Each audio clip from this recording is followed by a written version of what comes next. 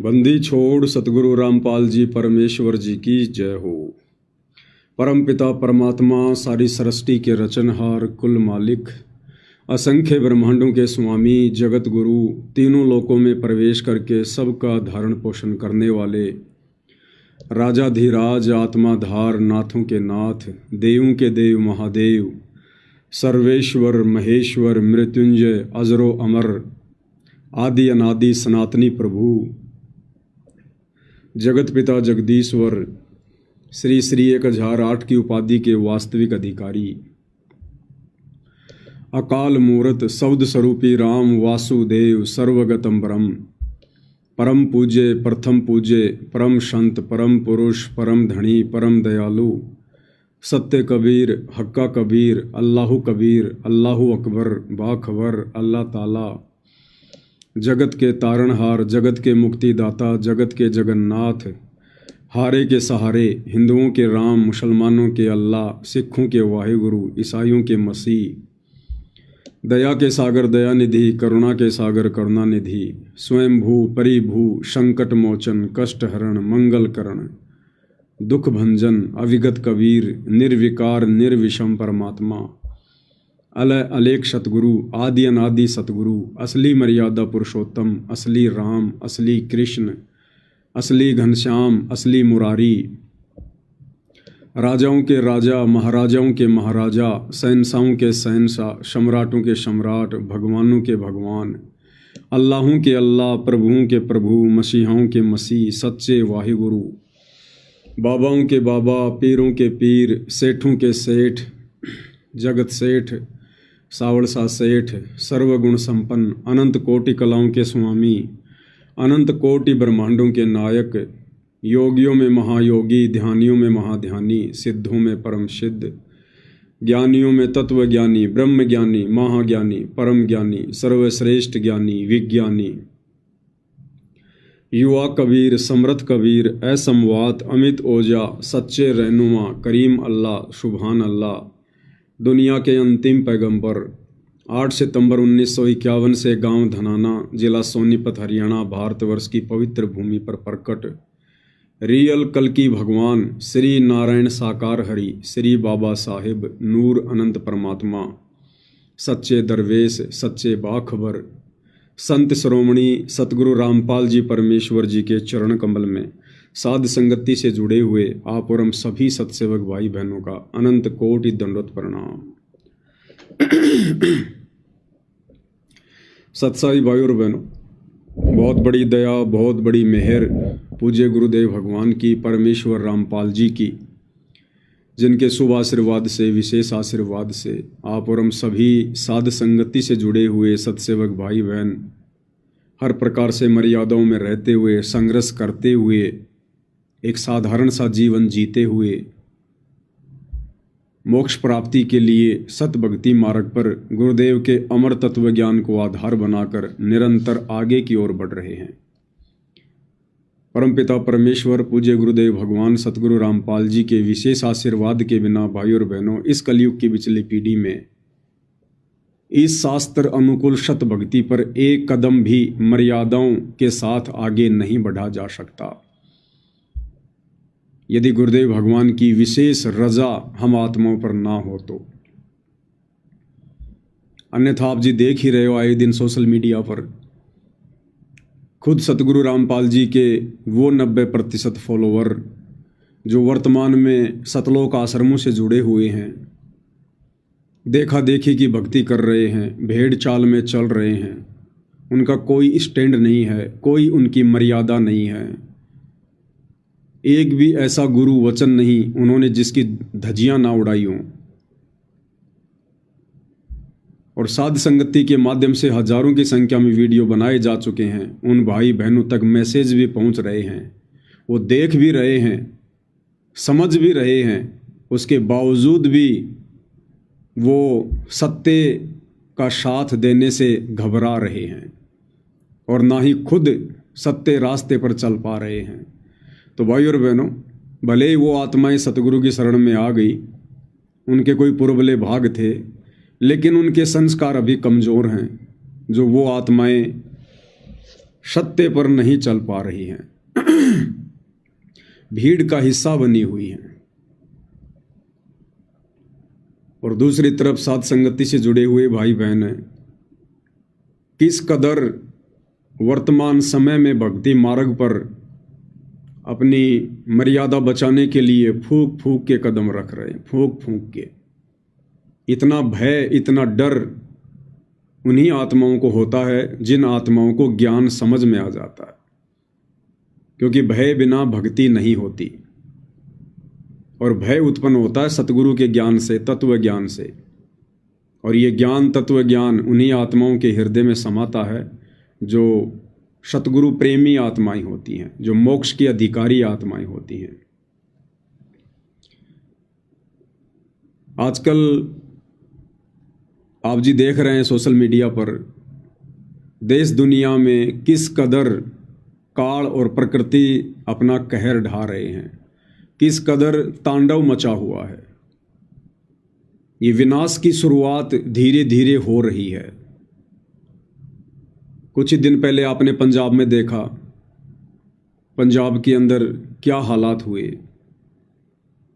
अभी भी वहाँ लोगों का जीवन सामान्य स्थिति में आने में महीनों लगेगा, महीनों। जिंदगी भर की जोड़ी जुड़ाई संपत्ति, पशुधन, घर मकान, गाड़ी घोड़े, अनाज, सब कुछ उनका तबाह हो गया। जो लोग अरस पर बैठे हुए थे, कुछ ही क्षण में वो लोग फर्श पर आ गए। इसके अलावा नेपाल में आप जी ने देखा, रातों रात सरकार का तख्ता पलट हो गया, रातों रात। तो भाई और बहनों, ये उस विनाशकारी समय की शुरुआत है और ये धीरे धीरे अपनी गति को पकड़ेगी। और ये होना ही होना है भाई और बहनों, क्योंकि सारी सृष्टि के मालिक ने, कबीर देव भगवान ने, सतगुरु रामपाल जी ने जब युग परिवर्तन का समय निर्धारित कर दिया सन 2028 से, तो ज़्यादा समय तो बचा ही नहीं है, 3-3.5 वर्ष हैं। और इस युग परिवर्तन में विश्व की ज़्यादातर वो आत्माएं जो नास्तिक हैं, जो भक्ति के योग्य नहीं हैं, जो भक्ति करने वाले भक्तों के मार्ग में बाधक हैं, जिनके पाप कर्म ज़्यादा हैं, उन सभी आत्माओं का खात्मा होगा। और तभी ये देश और दुनिया आने वाले समय में सतगुरु रामपाल जी को कल की भगवान के रूप में जानेगी, पहचानेगी। अन्यथा भाई और बहनों, मानव तन में आए हुए कबीर भगवान सतगुरु रामपाल जी को, जो कि एक सामान्य संत की भांति, एक सामान्य व्यक्ति की भांति दिखाई दे रहे हैं, अगर ये सब कुछ नहीं हुआ तो उन्हें कोई भी परमात्मा मानने वाला नहीं है। और परमात्मा जिस कार्य के लिए आते हैं, समय आने पर परमात्मा उसको सत्य भी साबित करके दिखाते हैं। तो अंत में दुनिया को मानना पड़ेगा, नाक रगड़नी पड़ेगी, अपनी जान की भीख मांगनी पड़ेगी। और परमेश्वर रामपाल जी की शरण के अलावा दूसरा बचाव का कोई भी रास्ता इंसानों को धरती पर दिखाई नहीं देगा। उसके लिए ये तांडव मचना बहुत जरूरी है, लाजमी है। इस तांडव के बीच में हम भक्तों ने शिक्षा लेनी चाहिए, हम भक्तों ने विचार करना चाहिए। हम भी इसी दुनिया में रह रहे हैं, इसी समाज का हिस्सा हैं। और जब पड़ोस में आग लगती है, आप चाहे कितने सतगुरु की शरण में हैं, भयभीत आप भी होंगे, डर आपको भी सताएगा। इसलिए आने वाले समय में जो तांडव मचेगा, भगत भी उससे अछूते नहीं रहेंगे। लेकिन जो मर्यादित आत्माएं होंगी, मर्यादित यानी जिस प्रकार से वर्तमान में साध संगति से जुड़कर सत्सेवक भाई बहन जो भक्ति कर रहे हैं, सावधानी बरतकर, ज्ञान को आधार बनाकर, गुरु को भगवान मानकर यदि हम इसी प्रकार से चलते रहे तो परमेश्वर हम आत्माओं का बाल भी बांका नहीं होने देंगे, बाल भी बांका। और दूसरी तरफ सतलोक आश्रमों से जुड़े हुए भाई बहन जो भक्ति के निकट भी नहीं हैं। देखो, एक सत्संग में गुरुदेव भगवान ने बताया कि नाम मिल जाना कोई बड़ी बात नहीं है। गुरुदेव ने बताया कि नाम प्राप्त हो जाना कोई बड़ी बात नहीं है। नाम मिलने के बाद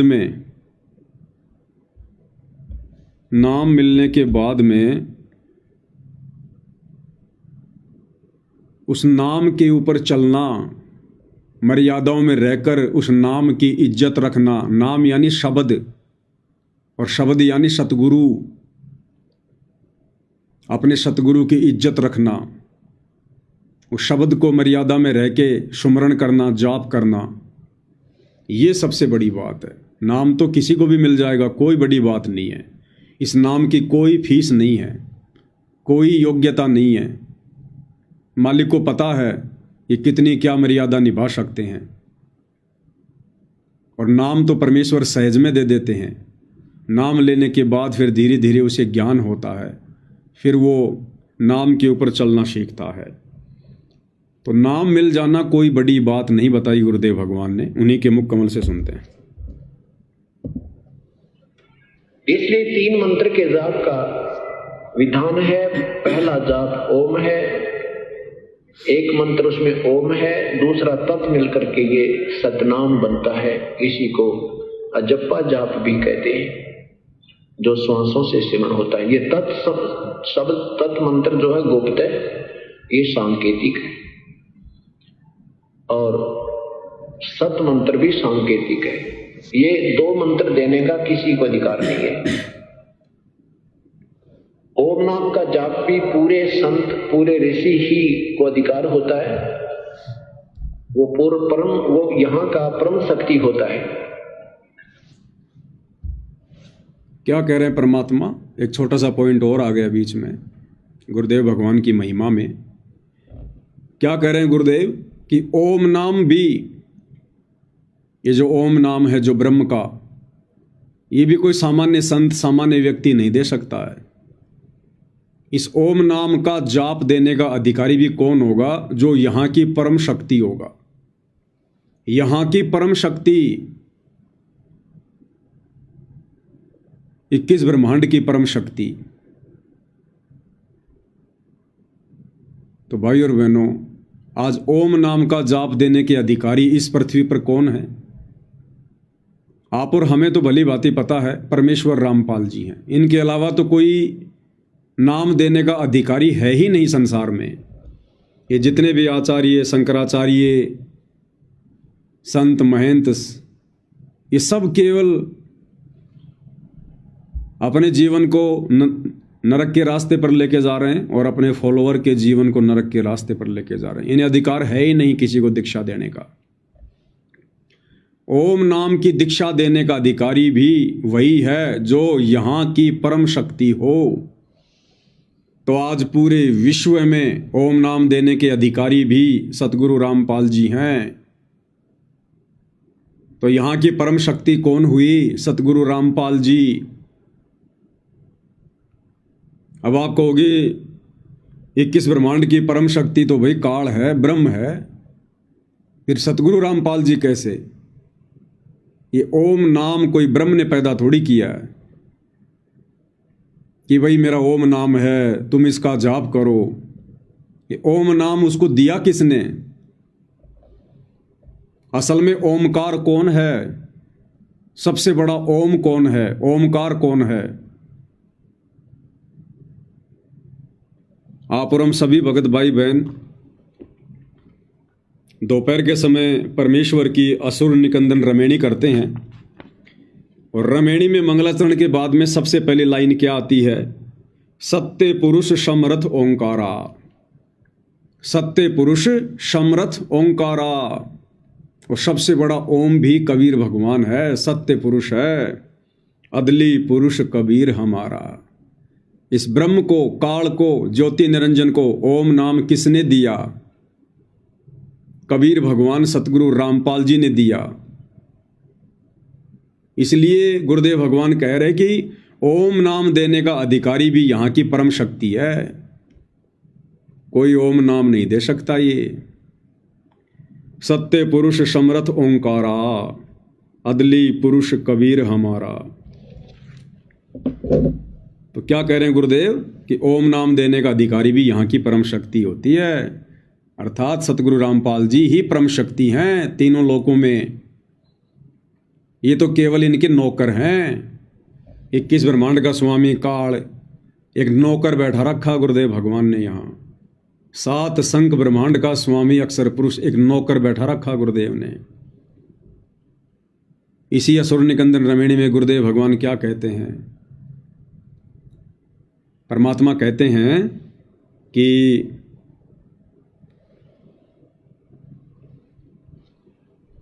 ये जो काल है, जो ब्रह्म है, ये परमेश्वर का चेहरा है, चेहरा। धर्मराय आदि युगादि चेहरा, सुर असुरों का करे निबेरा। ये जो धर्मराय है, जो काल है, ये आदि युगादि चेहरा, ये परमेश्वर का नौकर है सदा से। सुर असुरों का करे निबेरा, अच्छी और बुरी आत्माओं का निर्णय करने के लिए एक जज के रूप में परमात्मा ने इसको यहाँ बैठा रखा, एक जेलर के रूप में। क्योंकि ये जो 21 ब्रह्मांड है, ये सतलोक की जेल है। जो आत्मा सतलोक में गलती करती है उसको सजा के लिए यहाँ 21 ब्रह्मांड में भेज दिया जाता है। ये काला पानी की सजा है। और यहाँ का एक जेलर बना दिया गुरुदेव ने, एक नौकर छोड़ दिया अपना। काल ब्रह्म धर्मराय आदि युगादि चेहरा और सुर असुरों का करे निबेरा, जो यहाँ पर सबको कर्मानुसार दंड देता है। तो सबसे बड़ी परम शक्ति स्वयं सतगुरु रामपाल जी भगवान, कबीर परमात्मा। देखो भाइयों और बहनों, इस ब्रह्म को जो ओम मंत्र दिया, ये भी कबीर भगवान सतगुरु रामपाल जी ने दिया। तो ये ओम मंत्र भी वैसे रियल में, असल में कबीर भगवान सतगुरु रामपाल जी का ही है, उन्होंने दिया। उसके बाद परमात्मा श्री ब्रह्मा जी को मिले, फिर उन्होंने ब्रह्मा जी को ओम मंत्र का जाप दिया। ब्रह्मा जी को तो उससे पहले पता ही नहीं था ओम क्या है। दिया किसने ओम नाम का जाप? हम तो कह देते हैं कि ओम नाम का जाप ब्रह्मा जी का है। अरे ब्रह्मा जी को दिया किसने? कबीर भगवान सतगुरु रामपाल जी ने, अग्नि ऋषि के रूप में, किसी युग में जोगजीत के रूप में, कभी सहजदास के रूप में जाते हैं परमात्मा। फिर विष्णु जी को परमात्मा ने हरियम नाम दिया। तो हरियम नाम कोई विष्णु जी ने पैदा थोड़ी किया, दिया किसने? कबीर भगवान ने गुरु रूप में। तो मंत्र किसका हुआ हरियम? कबीर भगवान का, सतगुरु रामपाल जी का। इसी प्रकार उन्होंने गणेश जी को किलियम दिया। तो गणेश जी ने थोड़ी पैदा किया किलियम, दिया किसने? कबीर भगवान सतगुरु रामपाल जी ने। तो असल में यह मंत्र है किसका? सतगुरु रामपाल जी भगवान का। ऐसे ही सोहम मंत्र परमात्मा ने शिव जी को दिया। तो देने वाला कौन? कबीर भगवान सतगुरु रामपाल जी। तो भाई और बहनों, जिसको शतनाम मिला हुआ है वो भाई बहन प्रथम नाम को हल्के में ना लें कि भाई ये प्रथम नाम तो देवी देवताओं के हैं। ये सातों के सातों नाम कबीर भगवान सतगुरु रामपाल जी के हैं। सातों के सातों नाम। हाँ, इनके कार्य अलग अलग हैं, इन मंत्रों के, इनसे लाभ अलग अलग मिलता है। जिस प्रकार भारत सरकार अपने सैनिकों को, किसी को तो एक रिवॉल्वर देती है, किसी को AK-47 देती है, किसी को गोला बारूद देती है, किसी को लड़ाकू विमान देती है, किसी को मिसाइल देती है, किसी को परमाणु हथियार देती है। तो वो दे कौन रही है? भारत सरकार दे रही है। अब वो पिस्तौल अपने लेवल का काम करेगी, परमाणु बम अपने लेवल का काम करेगा, लड़ाकू विमान अपने लेवल का काम करेगा, और उनको चलाने वाले भी अलग अलग होंगे। वो भारत सरकार नहीं चलाएगी, जिनको अधिकारी नियुक्त किया गया है वो लोग उनका प्रयोग करेंगे। तो इसी प्रकार ये जितने भी मंत्र हैं जो इन देवी देवताओं को प्रदान किए गए हैं, ये सच्ची सरकार सतगुरु रामपाल जी भगवान ने प्रदान किए हैं, और इन देवताओं को परमात्मा ने यहाँ का अधिकारी बना दिया। जिसका जैसा सामर्थ्य है उस हिसाब से परमेश्वर ने इनको ये मंत्र प्रदान कर दिए। तो सतनाम मिलने के बाद में जैसे गुरुदेव भगवान हमें कहते हैं कि बच्चों, सतनाम की प्राप्ति के बाद में हमने सतनाम का ज़्यादा सुमरण करना चाहिए, ज़्यादा से ज़्यादा। प्रथम नाम की भले हम 1 या 2 ही माला कर लें, लेकिन सतनाम मिलने के बाद में प्रथम नाम से ज़्यादा महत्व हमने सतनाम को देना है। इसका मतलब ये नहीं है कि प्रथम नाम को हल्के में लेना है, नहीं।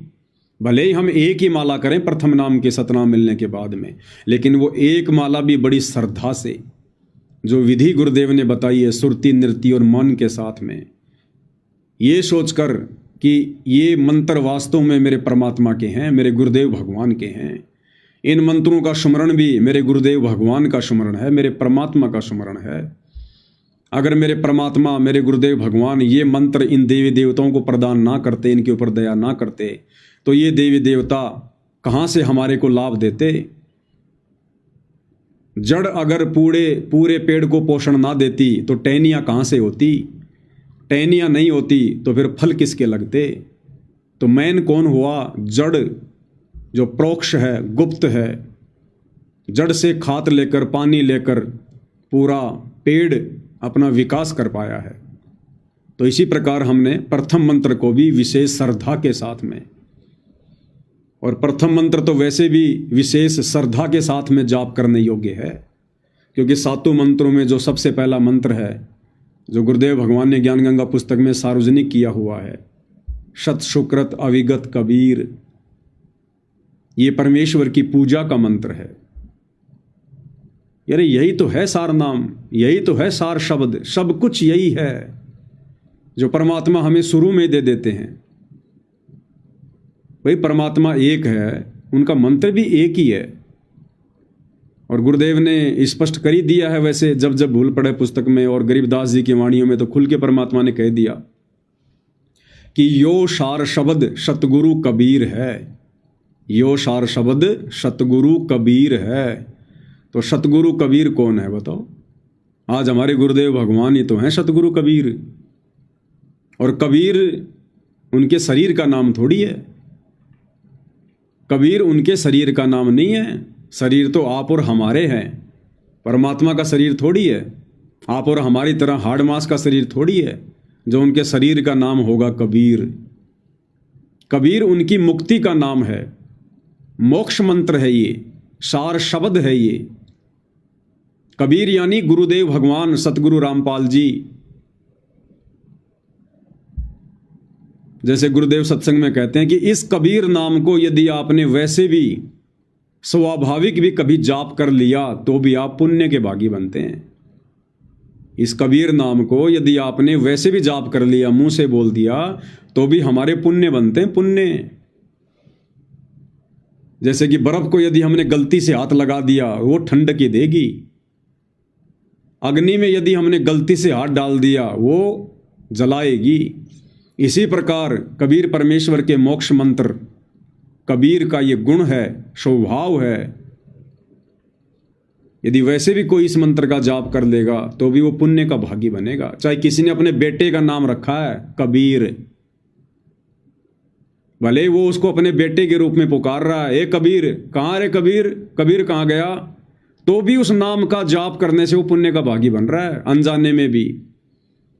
इसीलिए भगवान ने अपना वैदिक नाम रखा कबीर देव। कि ये नालायक वैसे तो मुझे परमात्मा नहीं मानेंगे, लेकिन मेरी कहीं चर्चा करेंगे और कहेंगे कि हमारे गुरुजी का नाम है कबीर। अरे तुम्हारे गुरुजी का क्या नाम है? कबीर। तो बार बार इस कबीर का नाम लेने से भी ये पुण्य के भागी बनेंगे, पुण्य के भागी। इसलिए सत्य पुरुष ने, परम अक्षर ब्रह्म ने अपना वैदिक नाम रखा कबीर। तो प्रथम मंत्र में सबसे पहला जो नाम है यही तो परमेश्वर की मुक्ति का नाम है, मोक्ष मंत्र है ये।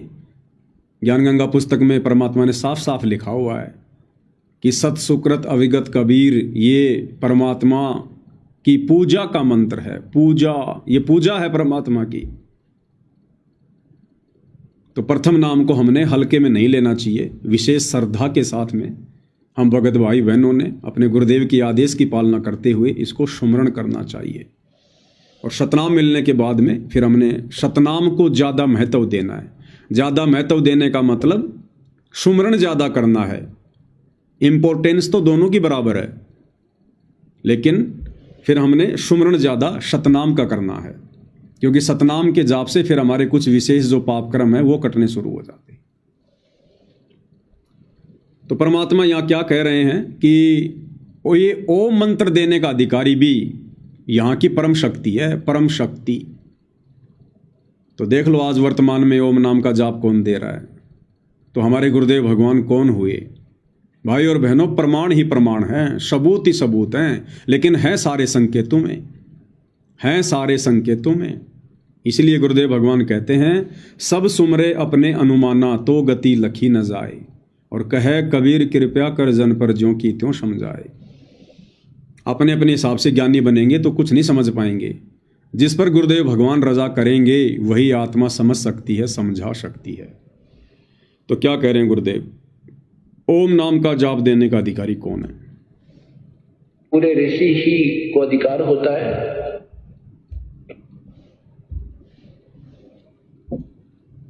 ओम नाम का जाप भी पूरे संत, पूरे ऋषि ही को अधिकार होता है। वो पूर्ण परम, वो यहाँ का परम शक्ति होता है, परम शक्ति। और पूर्ण परमात्मा स्वयं आते हैं या उसका अपना कोई दास भेजते हैं, उनको पूर्ण अधिकार होता है। वो तीनों मंत्र प्रदान कर सकता है। वो भी या तो पूर्ण परमात्मा स्वयं आते हैं या अपना कोई दास भेजते हैं, वही इन मंत्रों को दान करते हैं। तो गुरुदेव भगवान अपने आप को छुपाएंगे, ये तो हम सबको पता है। सीधे सीधे तो नहीं कहेंगे कि वो परम शक्ति मैं ही हूँ, वो कबीर भगवान मैं ही हूँ। तो 21 ब्रह्मांड की परम शक्ति ही ये मंत्र दान कर सकती है। अब बताओ भाई और बहनों, फिर हम कैसे मान लें कि सतगुरु रामपाल जी मां के गर्भ से आए हैं? कैसे माने हम? 21 ब्रह्मांड की जो परम शक्ति है, वैसे डॉक्यूमेंट्री शास्त्रों में, कागजों में इस काल को बताया गया, 21 ब्रह्मांड के स्वामी ज्योति निरंजन को। अब भाई और बहनों, क्या आपने किसी शास्त्र में सुना है, पढ़ा है? क्या आपने गुरुदेव भगवान के किसी सत्संग में सुना है कि इस काल का मां के गर्भ से जन्म होता है? मरता तो ये भी है, जन्म तो ये भी लेता है। जब 21 ब्रह्मांड का विनाश होता है तो काल और दुर्गा भी मरते हैं, इनका भी शरीर छूटता है। क्या कभी गुरुदेव भगवान ने बताया इनके माता पिता कौन है? क्या बताया गुरुदेव ने? जब ये काल और दुर्गा दोनों अपना शरीर छोड़ते हैं, और इनका शरीर बड़ी दुर्गति से छूटता है, दुर्गति से, जैसे सर्प अपनी केंचली छोड़ता है दुखी हो होकर, ऐसे ही इनका शरीर छूटता है। ये बड़े दुखी होते हैं, बड़े परेशान होते हैं, कायल हो जाते हैं ये। और उसके बाद कबीर भगवान सत्य पुरुष सतगुरु रामपाल जी के आशीर्वाद से, उनके वरदान से काल और दुर्गा को पुनः शरीर मिलता है, युवा शरीर मिलता है इन दोनों को, युवा शरीर। इन दोनों को युवा शरीर मिलता है। ये किसी मां के गर्भ से जन्म लेकर पैदा नहीं होते काल और दुर्गा। क्या कह रहे हैं गुरुदेव भगवान, थोड़ा सुन लेते हैं एक बार। ब्रह्मा जी के 50 वर्ष पूरे हो चुके हैं, 51वां चल रहा है, वो 51 भी पूरे, शेष 49 भी पूरे होंगे और ब्रह्मा जी की मृत्यु होगी। फिर 7 ब्रह्मा की मृत्यु के बाद एक विष्णु की मृत्यु, 7 विष्णु की मृत्यु के बाद एक शिव की मृत्यु। ऐसे 70,000 बार ये इनकी जन्म मृत्यु एक होलेगी किसकी, शिव की। तो उसमें 49,000 बार तो विष्णु मर चुका होगा, और 49 को 7 से गुणा कर लो, 3 अरब कुछ 63 बार जो है ये ब्रह्मा मर चुका होगा। तब एक ब्रह्मांड नष्ट होगा और ब्रह्मलोक में रहने वाला ये काल मरेगा, ये इसकी मृत्यु होगी। फिर ये दूसरे लोक में, दूसरे ब्रह्मांड में चले ले जाएगा सारी सृष्टि प्राणियों को, और वहां कर्म परमात्मा की जो कर्म परमेश्वर ने इसके विषय में लिखा बनाया है सिस्टम, उसके आधार से ये फिर पुनर्जन्म होगा, इसका भी और दुर्गा का भी। पुनर्शरीर धारण करेंगे अपनी इच्छा से, जैसे शब्द शक्ति से।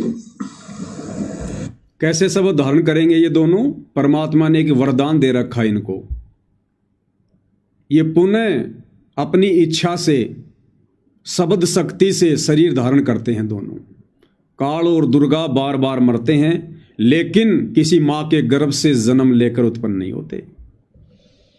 अब सोचो भाई और बहनों, 21 ब्रह्मांड की परम शक्ति काल और दुर्गा, जब ये काल भी मां के गर्भ से जन्म लेकर पैदा नहीं होता, जन्म नहीं लेता, तो सतगुरु रामपाल जी भगवान जो इस काल के बंध से हमें छुड़वाएंगे, छुड़वाने के लिए आए हैं।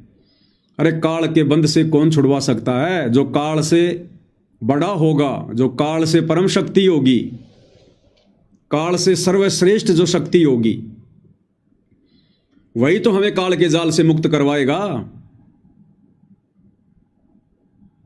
और जब ये काल ही मां के गर्भ से जन्म लेकर उत्पन्न नहीं होता, तो वो परम शक्ति सतगुरु रामपाल जी भगवान जो काल के सिर पर पैर रखवा कर हमें शतलोक लेकर जाएंगे, क्या वे सतगुरु रामपाल जी भगवान मां के गर्भ से जन्म लेकर आएंगे? ये कॉमन सेंस की बात है, कॉमन सेंस की बात है।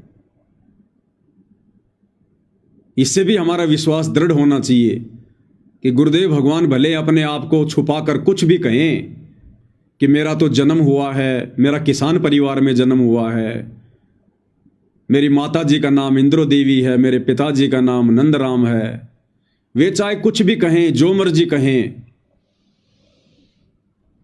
लेकिन आप और हमारे लिए क्या गाइडलाइन है? आप और हमारे लिए गाइडलाइन है कि गुरु मानुष कर जानते वो नर कहिए अंध, ओवें दुखी संसार में आगे काल के फंदे। आप और हमने गुरु को मानुष मानने की गलती नहीं करनी, क्योंकि जो मां से जन्म लेता है उसको मानुष कहते हैं। तो विचार करने की बात है, जब ये काल ही मां के गर्भ से जन्म नहीं लेता, ये दुर्गा ही मां के गर्भ से जन्म नहीं लेती, तो काल और दुर्गा से ऊपर जो परम शक्ति, जो इस ओम नाम के जाप को देने की अधिकारी है, इस ब्रह्मांड की परम शक्ति, क्या वो मां के गर्भ से जन्म लेकर आएगा? इसलिए जो भगत भाई बहन अपने गुरुजी के विषय में ऐसी घटिया सोच रखते हैं कि गुरुजी का जन्म हुआ है, वो भक्ति योग्य भगत नहीं है, वो भक्ति योग्य प्राणी नहीं है, मोक्ष के अधिकारी प्राणी नहीं है वो। तो परमेश्वर ने क्लियर किया है, बिल्कुल सत्संगों में सारे भेद छुपा रखे हैं गुरुदेव भगवान ने, कोई कमी नहीं छोड़ रखी मालिक ने। तो क्या कह रहे हैं परमात्मा? पूरे संत पूरे ऋषि ही को अधिकार होता है, वो पूर्व परम, वो यहाँ का परम शक्ति होता है, परम शक्ति।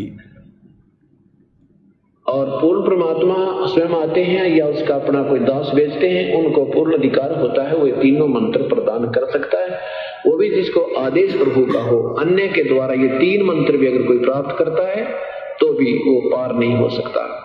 इन तीनों मंत्रों के प्राप्त होने के उपरांत भी अगर कोई आप मर्यादा भंग कर दोगे, नियम में नहीं रहोगे, तो भी आप फेल हो जाओगे। ऐसा तीनों मंत्र प्राप्त करने के बाद भी यदि आप कोई नियम भंग कर दोगे, मर्यादा तोड़ दोगे, आपकी श्रद्धा में कोई कमी रही, यदि आपने गुरु को मानुष माना, गुरु के अलावा किसी और में परमात्मा देखा, तो भी हम यहीं रह जाएंगे। और आगे फिर गुरु जी क्या कह रहे हैं? परमेश्वर कह रहे हैं कि नाम मिल जाना कोई बड़ी बात नहीं है, पर अपॉइंटमेंट होगी तो फिर वो डिसमिस ना होगा। तो ये अनजानपने हम कर करके अभी फेल होते रहे। हमने अंतिम श्वास तक मर्यादा में रहते हुए अपनी मजदूरी करनी है, तभी हमें ये मजदूरी का प्रतिफल मिलेगा। नहीं तो अब्सेंट लग जाएंगी और तनख्वाह मिलेगी उस दिन बहुत कम पैसे मिलेंगे। इसलिए हमें सावधानी बहुत रखनी पड़ेगी। नाम ले लेना कोई बड़ी बात नहीं। क्या कह रहे हैं गुरुदेव? नाम ले लेना कोई बड़ी बात नहीं। ध्यान से सुन लो, रखनी पड़ेगी। नाम ले लेना कोई बड़ी बात नहीं, क्योंकि आपके पुण्य बहुत अच्छे हैं जो परमात्मा ने स्वीकार किया। उपदेश मिल गया, उसके बाद मर्यादा बहुत जरूरी है, बहुत आवश्यक है। मर्यादा में नहीं रहे तो सारा काम फिर बिगड़ जाएगा। जैसे माता गर्भ को रखे यत्न बनावे, ठेस लगे तक क्षीण होवे, तेरी ऐसे भक्ति जावे। अब भाई और बहनों, पूज्य गुरुदेव भगवान भी बार बार अपने प्रवचनों में मर्यादा के ही पीछे पड़े रहते हैं, मर्यादा के पीछे जोर देते हैं कि बच्चों नाम कोई बड़ी बात नहीं है, नाम कोई बड़ी बात नहीं है। नाम लेकर यदि तुमने मर्यादा नहीं निभाई तो तुम्हारा बना बनाया खेल बिगड़ जाएगा। और दूसरी तरफ ये काल भी भाई और बहनों मर्यादा तुड़वाने के ही पीछे पड़े रहता है। इस काल को भी यही चिंता है, जिस प्रकार सतगुरु को चिंता है कि ये आत्माएं मर्यादा ना तोड़ दें, मर्यादा ना तोड़ दें, इसी प्रकार काल को भी यही चिंता है कि ये आत्माएं मर्यादा में रह के भक्ति ना कर लें, मर्यादा में रह के भक्ति ना कर लें। कैसे मैं इनका समय बर्बाद करवाऊं, कैसे मैं इनकी श्वासें बर्बाद करवाऊं, कैसे मैं इनकी मर्यादाएं तोड़वाऊं। काल इसी बात के पीछे लगा रहता है और यही हम भगत भाई बहनों ने सावधानी बरतनी पड़ेगी वर्तमान में। तो दास कह रहा था कि सतलोक आश्रमों से जुड़े हुए भाई बहन ये भक्ति के निकट भी नहीं है।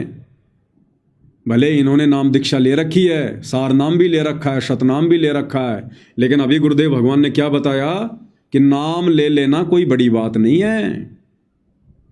उसके बाद तो मर्यादा, गुरु वचन, श्रद्धा, समर्पण, भगत के 16 श्रृंगार, 16 आभूषण, उसके बाद तो जी जान लगानी पड़ती है, बुद्धि, विवेक, और इन सब चीज़ों का अकाल पड़ा हुआ है, अकाल आश्रम से जुड़े भाई बहनों में। और इस परीक्षा के समय में, इस भक्ति के समय में आप और हमने श्वासों का ज़्यादा से ज़्यादा सदुपयोग सुमरण में, भक्ति में करना था। और काल कहाँ करवा रहा है? एक छोटा सा वीडियो दिखाते हैं आपको। यह छोटा सा वीडियो है हरियाणा के रोहतक का। और क्या हो रहा है यहाँ पर? संत रामपाल जी के सतलोक आश्रमों से जुड़े हुए फॉलोवर सड़कें साफ कर रहे हैं, कचरा साफ कर रहे हैं, मिट्टी साफ कर रहे हैं, झाड़ू ले लेके, जैसे बाबा राम रहीम की संगत किया करती थी। अरे बाबा राम रहीम की संगत तो कर सकती है, कोई बड़ी बात नहीं है, क्योंकि उनके पास में सतनाम नहीं है, उनको सतलोक नहीं जाना, उनके गुरु तत्वज्ञानी नहीं है, उनके गुरु ने उन आत्माओं को श्वासों की और समय की कीमत नहीं समझाई। तो वो आत्माएं तो कर सकती हैं ये काम समाज की वाहवाही लूटने के लिए, लेकिन सतगुरु रामपाल जी परमेश्वर जी के भक्ति मार्ग में ये फालतू के कार्य करना ये भक्ति नियमों के विरुद्ध है। परमेश्वर सतलोक से चलकर हमारे से रोड़े साफ करवाने के लिए नहीं आए। देखिएगा किस प्रकार से अपनी अज्ञानता का प्रमाण दे रहे हैं, मूर्खता का प्रमाण दे रहे हैं। सतगुरुदेव जी की जय। परमात्मा की कृपा से आज रोहतक के जीन चौक पर संत रामपाल जी महाराज जी के अनुयायियों के द्वारा सफाई अभियान चलाया जा रहा है, जिसमें बड़ी तादाद में माताएं बहनें भी हैं और भगत भी आए हुए हैं और बहुत जोरों शोरों से सफाई अभियान चलाया जा रहा है ताकि लोगों में भी सफाई को लेकर, स्वच्छता को लेकर और समाज सेवा को लेकर एक जागरूकता फैल सके। तो संत रामपाल जी महाराज के अनुयायी जहां भी समाज सेवा का अवसर होता है सबसे अग्रणी रहते हैं और समाज सेवा करके समाज के प्रति अपनी जिम्मेदारी भी निभाते हैं।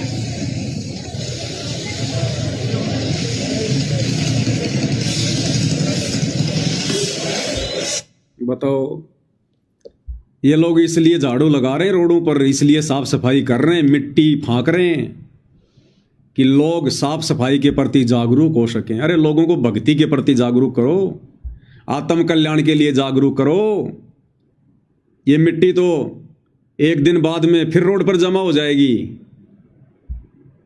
ये कोई परमानेंट सफाई नहीं हो रही। ये तो 2-4 घंटे के बाद में, 1-2 दिन के बाद में ये मिट्टी तो फिर से रोड पे आ जाएगी, फिर जाओगे तुम सफाई करने। यही काम करते रहोगे तुम सारी जिंदगी, अपना ये अनमोल समय और श्वास से ये धूल फांकने में बर्बाद करोगे क्या? अरे ये काम सरकार के हैं, नगर पालिका के हैं, नगर निगम के हैं। सरकार जनता से टैक्स लेती है सफाई के लिए, रोडें बनाने के लिए, बिजली के लिए, और ये कार्य ये मंदबुद्धि लोग कर रहे हैं। अगर तुम इतने ही जागरूक हो सफाई के प्रति तो रोजाना जाके झाड़ू लगाओ ना। ले लो सारे सरकार का ठेका, तुम्हें ले लो झाड़ू का, पूरे शहर का ठेका तुम्हें ले लो साफ सफाई करने का, क्योंकि भक्ति तो तुम्हारे को करनी नहीं है, बकवास तुम्हारे को अच्छी लगती है। तो काल भाई और बहनों, देखो इन आत्माओं से कहां समय का दुरुपयोग करवा रहा है, ये सफाई करवा के क्या मिलेगा इनको? सफाई करके शहर में रोजाना सफाई होती है, गाड़ियां आती हैं सरकार की कचरा उठाने के लिए, और एक दिन की सफाई से क्या भला हो जाएगा? लेकिन इनका कितना बड़ा नुकसान हो गया। उस शहर का तो भला हो ना हो, लेकिन इन आत्माओं का कितना बड़ा नुकसान हो गया। एक एक श्वास की कीमत है, एक एक श्वास की कीमत है। इसलिए भाई और बहनों, दास बार बार कहता है कि ये लोग भक्ति के निकट भी नहीं है, भक्ति के निकट भी। अभी ये लोग मान बढ़ाई में फंसे हुए हैं, अहंकार में फंसे हुए हैं, पब्लिसिटी में फंसे हुए हैं, मर्यादा इन सब की टूटी हुई है, बुद्धि पे इनके काल बैठा है, ढंग का काम कोई करने नहीं देगा। और देख लो इस अनमोल समय का किस प्रकार से काल दुरुपयोग करवा रहा है। इसके अलावा एक छोटा सा वीडियो और दिखाते हैं आपको। हरियाणा के कुछ जिलों में बाढ़ आई हुई है, 2-3 गांव बताए, उनमें एक ये गुराना है, कि डुराना गांव है, इसमें भी बाढ़ का पानी आया हुआ है।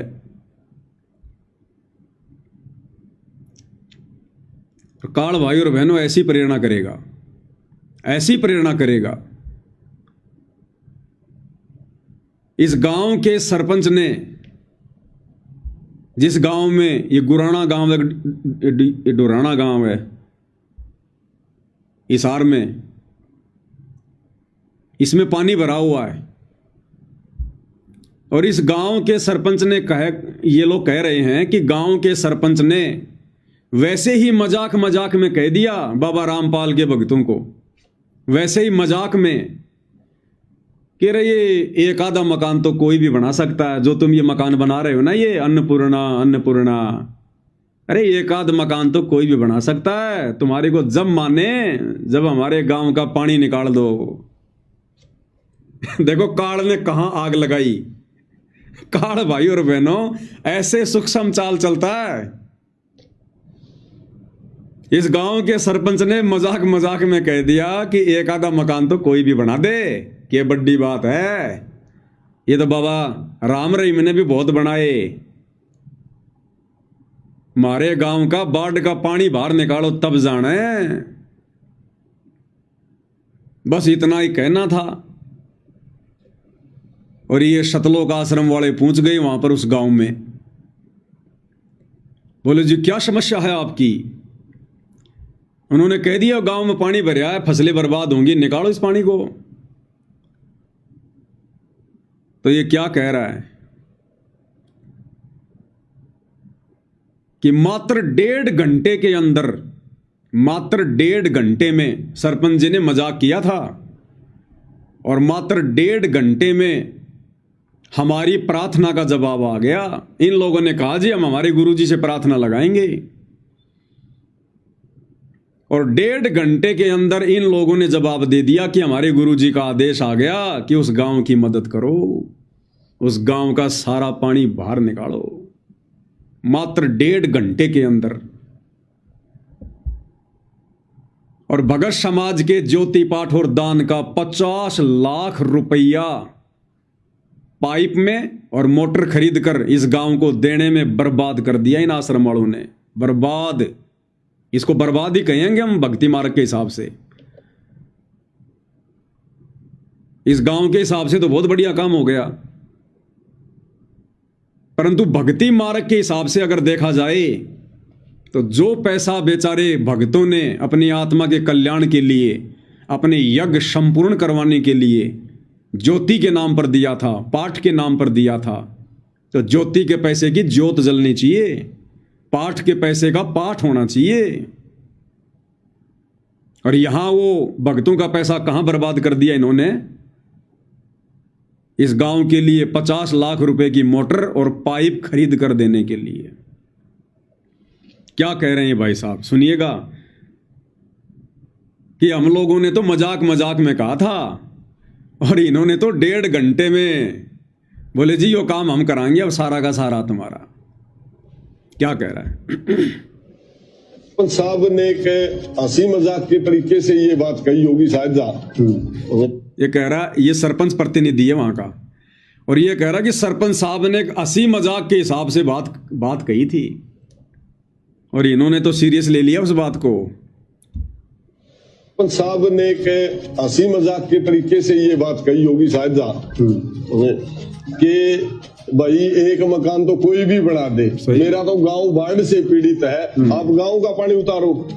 तो फिर कमेटी ने कहा सरपंच साहब हम जरूर आपकी जो ये प्रार्थना है ये संत रामपाल जी महाराज को पहुंचा रहे हैं। तो 1.5 घंटे में ही रिस्पॉन्स आ गया और टीम ने वापस पूरे गांव में कहा कि भाई हम आपको आपकी डिमांड बताओ क्या है। पूरी ग्राम पंचायत ने कल ये डिमांड दी और आज 24 घंटे के अंदर, इतना जल्दी तो मतलब प्रशासन ने मारा है, पिछले 6-7 दिन हो गए प्रशासन ने लगे हुए, इतनी जल्दी तो प्रशासन ने भी मदद नहीं पहुंचाई जितनी जल्दी संत रामपाल महाराज जी ने जो गांव की मदद करने का। देखा भाई और बहनों, काल ऐसे सूक्ष्म चाल चलता है, भक्तों का पैसा भी बाढ़ में लगवा दिया, भक्तों का समय भी बर्बाद करवा दिया। कह रहा कि 1.5 घंटे में हमारी प्रार्थना का जवाब आ गया। 1.5 घंटे में, हमने तो खाली मजाक मजाक में कहा था। और ये होते हैं आदेश जो हमें सुनाया जाता ना कि गुरुजी का आदेश आ गया, गुरुजी का आदेश आ गया। ऐसे आदेश आते हैं गुरुजी के, गुरुजी की तरफ से कोई आदेश नहीं आता, ये जबरदस्ती के आदेश लिए जाते हैं गुरुजी से। अरे गांव वाले तो पता नहीं क्या डिमांड करेंगे, गांव वाले तो पता नहीं क्या क्या मजाक करेंगे। हम भगत मूर्ख हैं क्या जो हर किसी की बात को उठाकर अपने गुरुजी के चरणों में रख देंगे? गांव वाले तो कल को कहेंगे हमारे गांव में शराब का ठेका नहीं है, एक मकान तो कोई भी बनवा दे, एक शराब का ठेका बनवा के दिखाओ। तो क्या ये प्रार्थना तुम गुरुजी के चरणों में लगाओगे क्या? अरे ये गांव का पानी निकालना है कि नहीं निकालना, ये प्रशासन का काम है, सरकार का काम है। टैक्स लेती है गवर्नमेंट। इस गांव ने वोट दिए, एमएलए बनाए, मंत्री बनाए, प्रधानमंत्री बनाए हैं, ये प्रशासन का काम था। और इनके कर्म, इस गांव वालों के कर्म, इनका पानी निकलता या नहीं निकलता, हम भक्तों ने कोई ठेकेदारी ले रखी है भाई? अरे आने वाले समय में तो ये कर्म की मार नगर नगर पे पड़ेगी, गांव गांव पे पड़ेगी, पूरे विश्व पे पड़ेगी। तुम किस किस का पानी निकालोगे भाई? तुम किस किस की मोटर लगाओगे, किस किस का पानी लगाओगे, ये कर्म की मार तो पूरे विश्व पे पड़ेगी भाई। और तुम आगे से आगे बढ़कर इनकी मदद कर रहे हो, ये क्यों भक्ति करेंगे भाई? अरे इनके ऊपर तुम आपत्ति तो आने नहीं दे रहे, और जब आपत्ति नहीं होगी, परेशानी नहीं होगी, तो भक्ति कौन करेगा, कौन नाम लेगा? तो ये भाई और बहनों जबरदस्ती काल फंसा रहा है। इन कुपात्रों को जो पैसा दिया है भगत समाज ने ज्योति और पाठ का इस परीक्षा के समय में, उसका दुरुपयोग करवा रहा है काल। तो ऐसे होते हैं इनके आदेश आश्रम वालों के, गुरु जी की तरफ से कोई आदेश नहीं आते। इन्होंने जबरदस्ती जाकर प्रार्थना लगाई है कि गुरु जी ऐसे ऐसे उस गांव में पानी भर गया, और गांव वाले कह रहे हैं कि हमारा पानी निकालो। तो भैया परीक्षा का समय है, परीक्षा के समय में विद्यार्थी टीचर से कहेगा कि गुरुजी मैं भारत की राजधानी दक्षिणी अफ्रीका लिख दूं क्या? तो गुरु कहेगा बेटा लिख दे, देरी मत कर। गुरु सच्ची नहीं बताएगा परीक्षा के समय में। विद्यार्थी जैसा चाहेगा वैसा ही जवाब देगा गुरु। तो ये हैं इनके आदेश, जिन आदेशों पर आंख बंद करके ये नादान संगत चल रही है, अपना समय और क्षमा से बर्बाद कर रही है।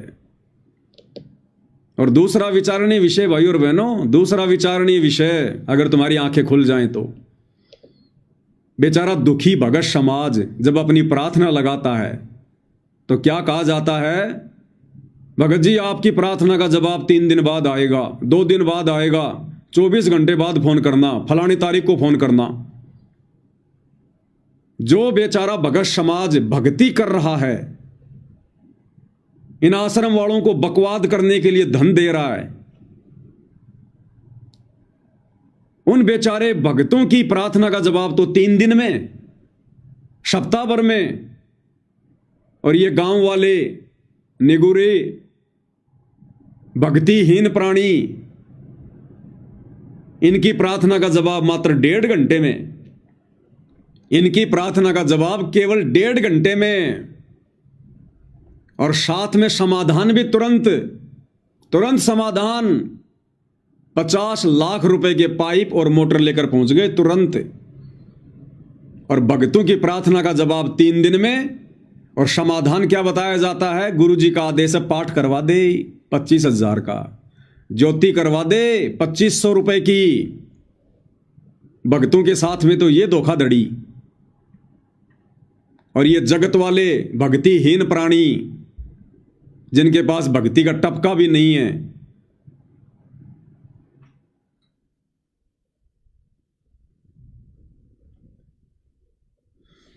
क्या वो लाइट गई क्या? लाइट भी बंद हो गया? नहीं, लाइट तो चल रहा है भाई और बहनों। थोड़ा लाइट चली गई है, थोड़ा लाइट वाइट जलाते हैं। है क्या लाइट?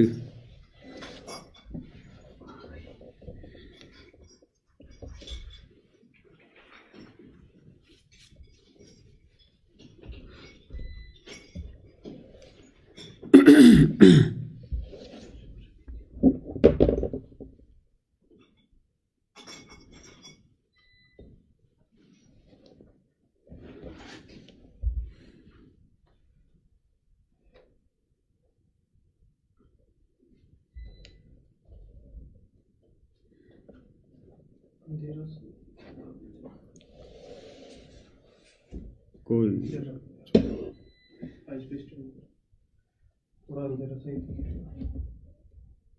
कोई बात। तो भाई और बहनों, बेचारे भोले भाले भगत जो परमात्मा की भक्ति कर रहे हैं, इन आश्रम वालों को बकवाद करने के लिए ज्योति पाठ और दान का पैसा दे रहे हैं। इनके एक इशारे पर रोडों की सफाई करते हैं, धूल फांक रहे हैं, राजनेताओं की रैलियों में जाकर अपना जीवन बर्बाद कर रहे हैं। जब वो भगत प्रार्थना लगाते हैं तो उनकी प्रार्थना का जवाब तो 3 दिन बाद आता है। और समाधान क्या बताया जाता है? 25,000 का पाठ करवा दे, 2500 रुपए की ज्योति करवा दे। और ये जगत वाले भक्तिहीन प्राणी इनकी प्रार्थना का जवाब, हंसी मजाक में लगाई गई प्रार्थना का जवाब मात्र 1.5 घंटे में। और समाधान क्या होता है? 50 लाख रुपए। लो जी, हमारे गुरुजी की तरफ से 50 लाख रुपए। तो भाई और बहनों, ये तो वो कहावत हो गई जो गुरुदेव अपने सत्संगों में बताते हैं कि बच्चों, वो किसान मूर्ख है जो बिना दूध देने वाली गाय को या भैंस को दूध देने वाली भैंस की खुराक खिला रहा है। तो जो दूध देने वाली गाय हैं, बेचारे भगत, उनको तो सूखी घास डाली जा रही है, और जो बाखड़ी गाय हैं जो दूध नहीं देती, उनके ऊपर 50-50 लाख रुपए वारे जा रहे हैं। इसलिए भगवान कहते हैं, निरंजन धन तेरा दरबार, यहां तनिक ना न्याय विचार।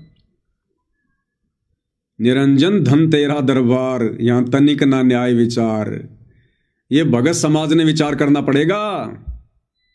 ये हम भगतों के काम नहीं थे, ये प्रशासन का काम है। पानी निकालना, मोटर लगाना, हमने बैठ के चुपचाप अपनी भक्ति करनी है। लेकिन काल तो भाई और बहनों बकवाद करवाएगा, बकवाद। वो क्यों चाहेगा कि कोई भक्ति कर ले? काल क्यों चाहेगा कि कोई भक्ति कर ले, मर्यादा में रह ले? तो काल तो भाई और बहनों बकवाद करवाएगा, बकवाद। इसलिए दास कह रहा है कि ये लोग भक्ति के निकट भी नहीं है, भक्ति के निकट भी। ये क्या जवाब देंगे आने वाले समय में, जब इनका परमात्मा से आमना सामना होगा, जब इस परीक्षा का रिजल्ट आएगा, तब ये क्या मुंह लेके खड़ा होंगे अपने गुरुदेव भगवान के सामने। आज उनको मानुष मानकर जो बकवाद ये लोग कर रहे हैं, अरे ये कर्म की मार तो आने वाले समय में पूरी दुनिया पर पड़ेगी, और दुनिया वालों से ज्यादा ये कर्म की मार तुम बकवाद करने वाले भक्तों पर पड़ेगी। फिर देखेंगे तुम्हारा पानी कौन निकालेगा।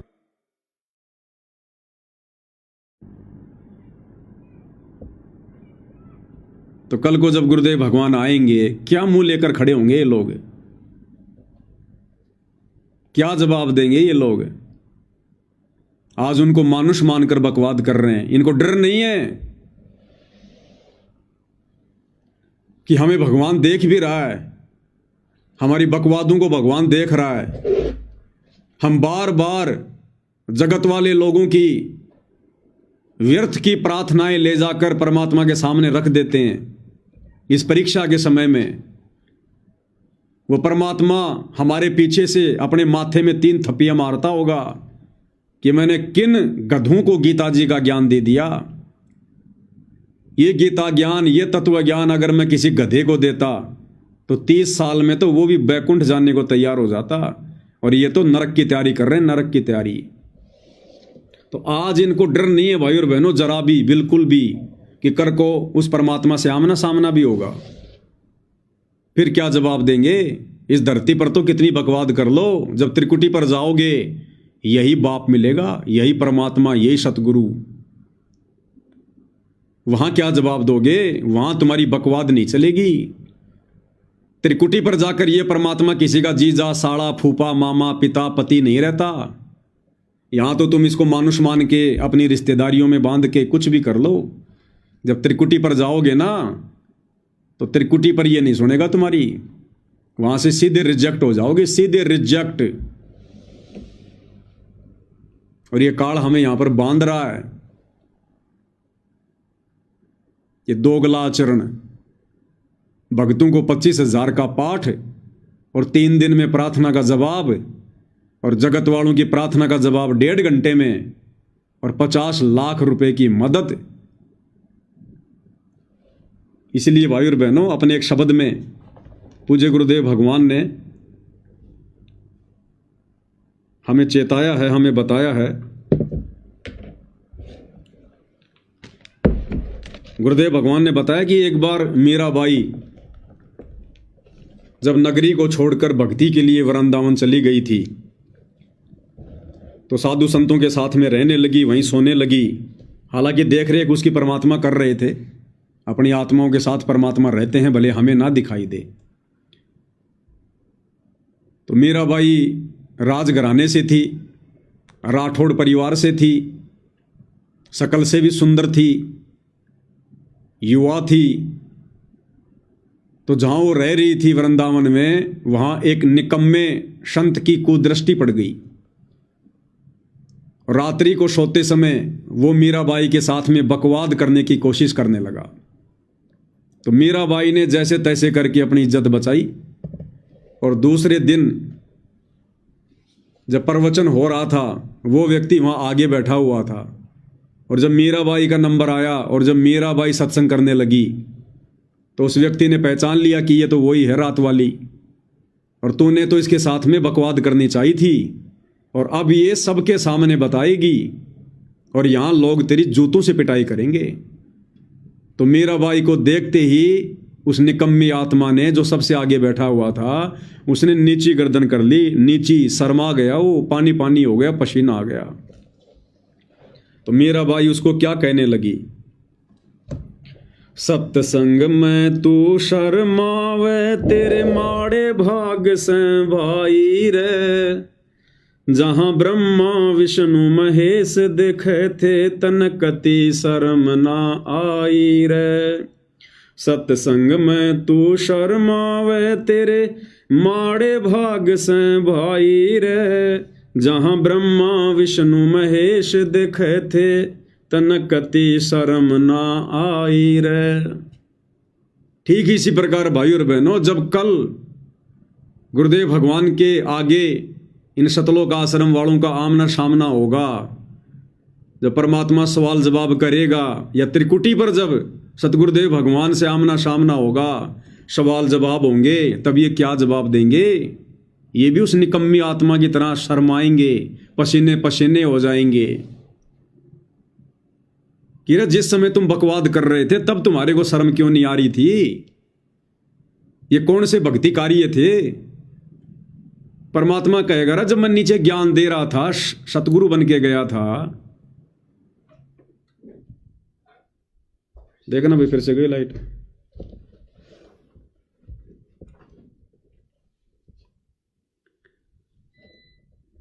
बैटरी दे।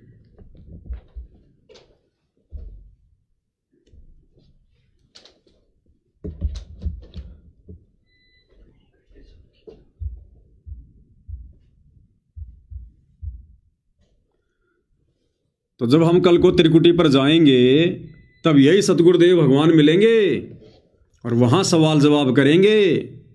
फिर नीची गर्दन हो जाएगी। नीची गर्दन क्या जवाब देंगे हम, जो आज ये बकवाद कर रहे हैं, भगत समाज का समय बर्बाद करवा रहे हैं, भगत समाज का पैसा बर्बाद करवा रहे हैं, रोडों की सफाई करवा रहे हैं फालतू में, व्यर्थ में। अरे ये समय भक्ति करने का था, परमात्मा में ध्यान लगाने का था, गुरु को प्रसन्न करने का था। और गुरु प्रसन्न रोडों पर झाड़ू लगाने से नहीं होता। गुरु प्रसन्न होता है मर्यादा में रहकर भक्ति करने से, बुद्धि विवेक का इस्तेमाल करने से। ये गांव का पानी तो आज नहीं तो 2 दिन बाद में सरकार निकाल देती, नहीं तो गांव वाले खुद अपनी व्यवस्था करते। वो तुम्हारे भरोसे बैठे रहते क्या? उन्होंने तो खाली एक मजाक किया था, कोई सीरियस होकर थोड़ी कहा था गांव वालों ने कि तुम पानी निकालो ही, तुम पानी नहीं निकालोगे तो गांव वाले मर जाएंगे, ये थोड़ी कहा था। हंसी मजाक में कहा था, अन्यथा गांव वालों ने तो अपनी व्यवस्था करनी थी भाई। तुम ना करते, वो तो करते ही करते अपनी। लेकिन काल ने बीच में टांग फंसवा दी, बीच में टांग जबरदस्ती। उसने तो मर्यादा तोड़वानी है, मर्यादा। तो कल को फिर क्या जवाब दोगे? फिर परमात्मा भी यही कहेगा, सत्संग में तू शर्मावे तेरे माड़े भाग से भाई रे, जहां ब्रह्मा विष्णु महेश देखे थे तनकती शर्म ना आई रे। कि हे नालायक आत्माओं, जिस समय तुम बरवाला कांड के बाद ये बकवादे कर रहे थे, उस समय मैं हिसार जेल में बैठा बैठा सब कुछ देख रहा था। तब तुम्हें शर्म क्यों नहीं आई? तब तुम क्यों बढ़ चढ़ के बकवादे कर रहे थे? और अब तू पसीने पसीने हो रहा है। मूल कमल में गणेश का वासा, या सतगुरु ने समझाई रे, स्वाद चक्र में ब्रह्मा रहते संग सावित्री माई रे। मेरा भाई उस निकम्मी आत्मा को कह रही है संकेतों में कि नालायक इंसान, जब तू मेरे साथ में छेड़छाड़ करने का प्रयास कर रहा था, अरे उस समय तेरे को शर्म क्यों नहीं आई? इसी शरीर में ये भगवान बैठे हुए थे, मूल कमल में गणेश जी बैठे हुए थे, वो देख रहे थे वहां पर सारा सब कुछ। तेरे को उस भगवान से शर्म क्यों नहीं आई? और आज तू मेरे सामने शर्मा रहा है कि अब ये सबके सामने बताएगी तो तेरी पिटाई होगी। मेरे से तू शर्मा रहा है, घबरा रहा है, और जहां भगवान देख रहा था तेरे को मूल कमल में बैठकर, तब तुझे शर्म नहीं आई? तो त्रिकुटी पर जाकर इनकी नीची गर्दन हो जाएगी आश्रम वालों की। तब भगवान कहेगा, अरे गधे, जब मैं धरती पर था तब तो तू मेरे को मानुष मान रहा था, एक गुरु मान रहा था। उस समय तुझे डर नहीं बना, तुझे शर्म नहीं आई, और अब तू शर्मा रहा है। मूल कमल में गणेश का वासा, या सतगुरु ने समझाई रे। स्वाद चक्र में ब्रह्मा रहते, संग सावित्री माई रे। और स्वाद चक्र में बैठे हुए ब्रह्मा जी और सावित्री देख रहे थे, तब तुझे शर्म क्यों नहीं आई? नाभि कमल में विष्णु विशंबर, जाके 3 लोक ठुकराई रे। वहीं लक्ष्मी माँ देखे थी, तन जो जो कुबद कमाई रे। तो जो जो कुबद ये आश्रम वाले आज कमा रहे हैं, बरवाला कांड के बाद पथ भ्रष्ट कर दिया इन्होंने परमेश्वर की आत्माओं को, मर्यादा तुड़वा कर। कल को जवाब देना पड़ेगा इन सब का। सत्संग में तू शर्मावे, तेरे माड़े भाग से भाई रे। जहां ब्रह्मा विष्णु महेश देखे थे, तन कति शर्म ना आई रे। हृदय कमल में महादेव देवा, जिन अटल समाधि लाई रे। वहीं पार्वती माँ देखे थी, तन के सोची अन्यायी रे। ऐसे ही जवाब लेगा परमात्मा त्रिकुटी पर, जो आज इनका लीडर बना फिर रहा है ना आश्रम वालों का। परमात्मा ऐसे जवाब लेगा कि अन्यायी नीच आत्मा, तुझे उस समय शर्म क्यों नहीं आई? तेरे को कोऑर्डिनेटर मैंने किस लिए बनाया था? इन आत्माओं की भक्ति को आगे बढ़ाने के लिए, इनको मर्यादाओं का पाठ सिखाने के लिए, हैं? और तू इन आत्माओं से सफाई करवा रहा है, मिट्टी फकवा रहा है, दुनिया का पानी निकलवा रहा है, राजनेताओं की रैलियों में धक्के खिला रहा है, गुंडों की सीबीआई जांच करवा रहा है, परशुराम की जयंती में धक्के खिला रहा है, लोगों की धर्मशालाएं बनवा रहा है, दुनिया के फालतू के मकान बनवा के इन आत्माओं का समय और पैसा न जो है तूने बर्बाद करवाया। तो क्या जवाब देंगे भाई और बहनों वहां पर? ये सतगुरु के विधान में नहीं है। एक शिष्य ने क्या करना चाहिए क्या नहीं करना चाहिए, उसके लिए गुरु खुद रहनी करनी करके दिखाता है। करके ये बकवादे हमारे गुरुदेव भगवान ने कभी ना की, ना कभी अपने भक्तों से करवाई। ना राजनीति गुरुदेव ने खुद की, ना कभी अपने भक्तों से करवाई। अरे ये गरीबी तो सतगुरु रामपाल जी के समय भी थी, जब वे करोथा आश्रम में थे, बरवाड़ा आश्रम में थे। ये गरीब तो उस समय भी थे। उस समय तो भगवान ने किसी के मकान नहीं बनवाए, या उस समय भगवान गरीब था, भगवान के पास पैसे नहीं थे उस समय। अब तुम्हारे पास में ज्यादा पैसे हो गए। ये बाढ़ वगैरह तो गुरुदेव भगवान के समय भी आती थी। ये जाटों की धर्मशालाएं तो गुरुदेव भगवान के समय भी काम चल रहे थे। परमात्मा ने तो कभी नहीं कहा अपने भक्तों से कि जाओ निकालो उनका पानी। ये किस ब्रह्मांड है? सब यहां पर अपना अपना कर्म भोगते हैं। जिसने आपत्तियों से बचना है भक्ति करो, नाम उपदेश लो, मर्यादा में रहकर गुरु को प्रसन्न करो, तभी आपदाएं टलेंगी। तुम एक जगह का पानी निकालोगे, 50 जगह बाढ़ आएंगी। कहां कहां का पानी निकालोगे तुम? कल को तुम्हारे खुद के घर डूबेंगे तब क्या होगा? तुम्हारी खुद की जान पे आफत आएगी तब क्या होगा? फिर तुम्हारा पानी कौन निकालेगा कल को? अभी तुम्हारी आंखें बंद हैं, तुम्हें दिखाई नहीं दे रहा। कंठ कमल में तोहे बताऊं बसै अविद्या माई रे, त्रिकुटी कमल में सतगुरु कबीर रहते पूर्ण समर्थ साईं रे। कि त्रिकुटी कमल में बैठा हुआ वो कबीर भगवान सतगुरु रामपाल जी भी देख रहा था और देख रहे हैं वर्तमान में परमात्मा इन सारी बकवादों को। सत्संग में तू शर्मावे तेरे माड़े भाग से भाई रे, जहां ब्रह्मा विष्णु महेश देखे थे तन कति शर्म ना आई रे। सहस कमल में निरंजन जोगी दे घंटा शंख सुनाई रे, शंख कमल में दर्शन कर ले सत्य पुरुष आप गोसाई रे। सत्संग में तू शर्मावे तेरे माड़े भाग से भाई रे, जहां ब्रह्मा विष्णु महेश देखे थे तन कति शर्म ना आई रे। गुरु रामपाल जिन मेहर कर दी दिया नाम जहाज बिठाई रे, बागपुर बले जगे दास के गुरु चरणों में लोलाई रे। गुरु रामपाल जिन मेहर कर दी दिया नाम जहाज बिठाई रे, बागपुर बले जगे दास के गुरु चरणों में लोलाई रे।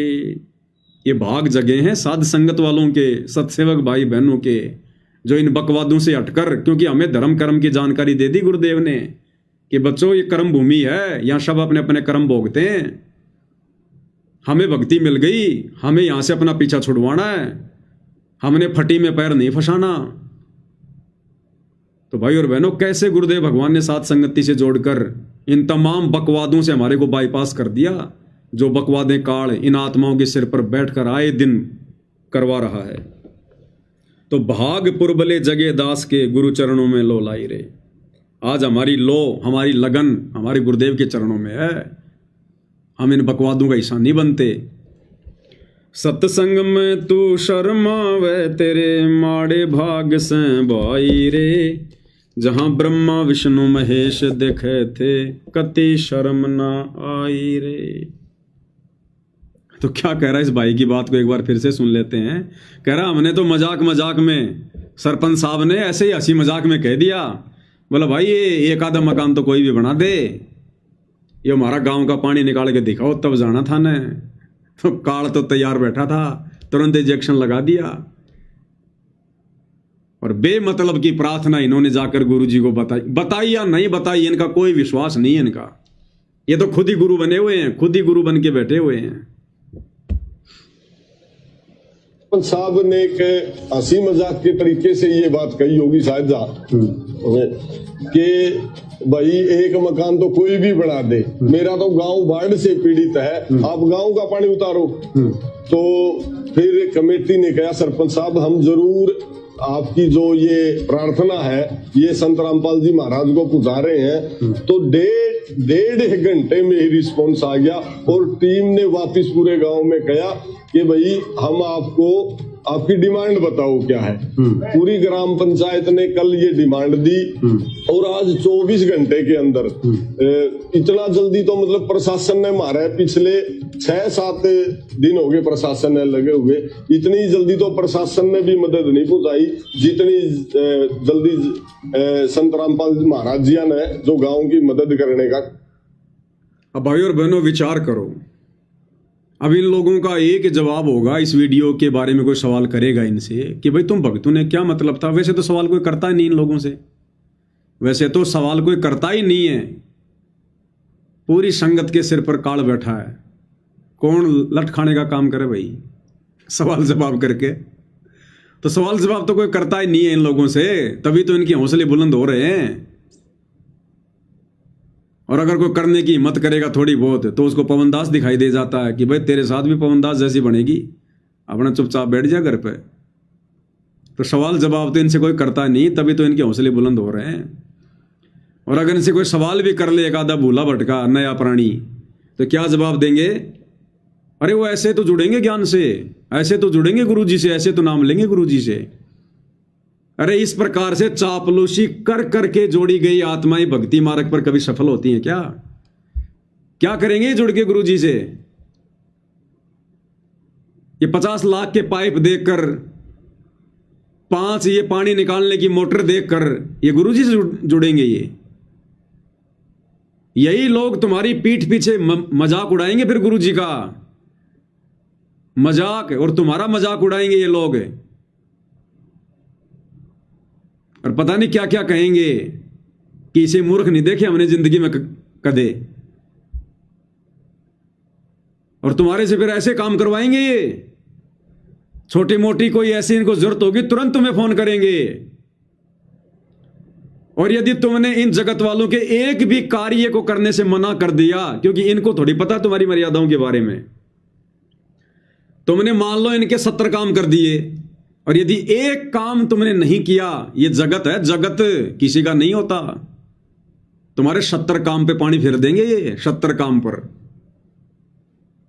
और क्या न्याल करेंगे फिर ये नाम लेके, अरे ज्ञान समझ के थोड़ी नाम लेंगे फिर ये तो ये सोच कर लेंगे कि बाबा रामपाल ने हमारे गांव की मदद करी, चलो ले लेते नाम, देखांगे। और कौन सी मर्यादा निभाएंगे फिर ये, नाम भी लेंगे तो फॉर्मेलिटी के लिए, कोई इक्का दुक्का अगर नाम भी ले लेगा इस गांव का तो फॉर्मेलिटी के लिए, काम उसने सारे फिर वही करने हैं। तो क्या न्याल करेंगे नाम लेकर भी, भगत बनकर भी। और भाई सतगुरु रामपाल जी ने इस प्रकार लोगों की चापलूसी करके भगत नहीं बनाए, चापलूसी करके भगत नहीं बनाए।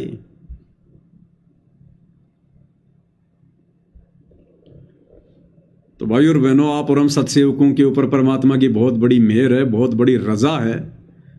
आए दिन इनके कुकर्मों को देखकर, भक्ति विरुद्ध मर्यादा तोड़वाने वाले कर्मों को देखकर आप और हमें कितनी दृढ़ता मिल रही है, कितनी सावधानी बरत रहे हैं हम।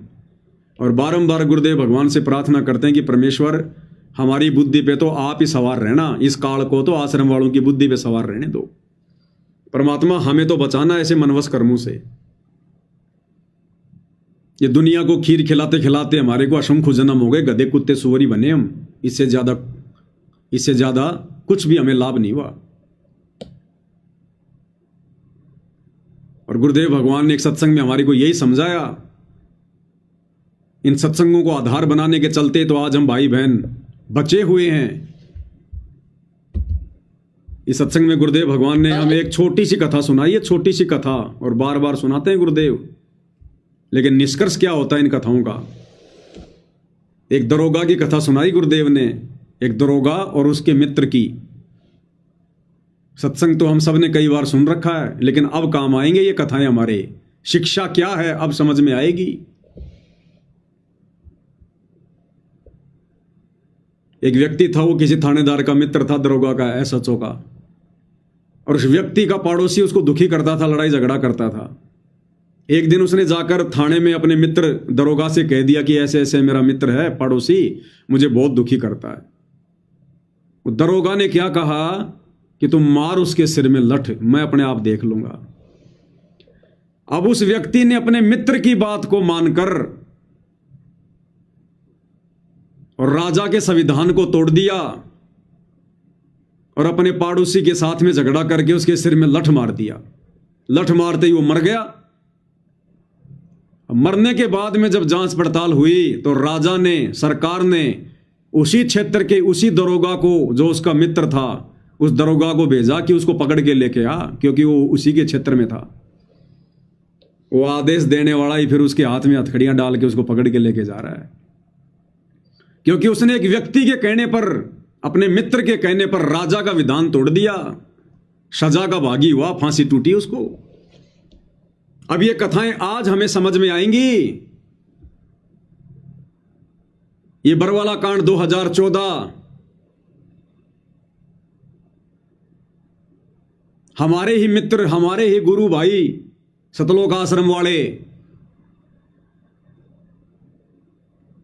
जो आए दिन भगत समाज की मर्यादाएं तोड़वा रहे हैं, काल प्रेरणा से तरह तरह के भक्ति विरुद्ध कुकर्म करवा रहे हैं।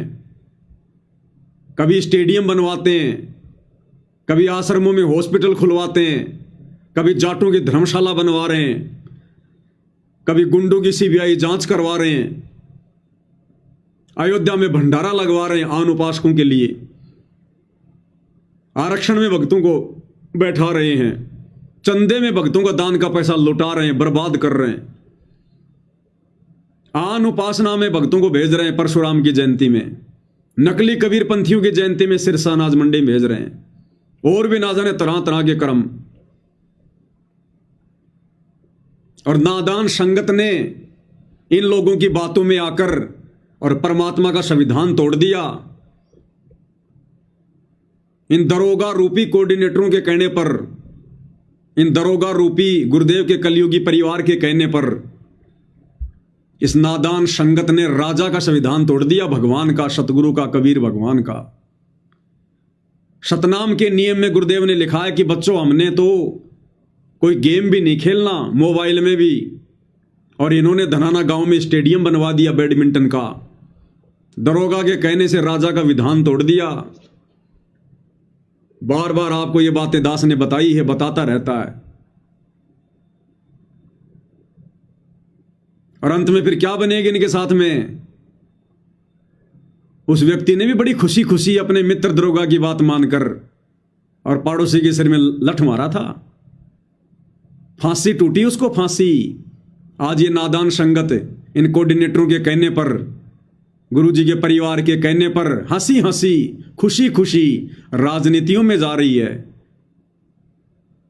दुनिया भर के पाखंड कर रही है, इनके कुकर्मों में सहयोग कर रही है।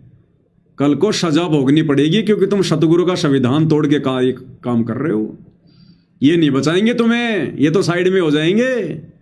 ये कोऑर्डिनेटर नहीं बचाने वाले, ये खुद सजा के भागी हैं। तुम्हें क्या खाक बचाएंगे? क्या कह रहे हैं गुरुदेव भगवान?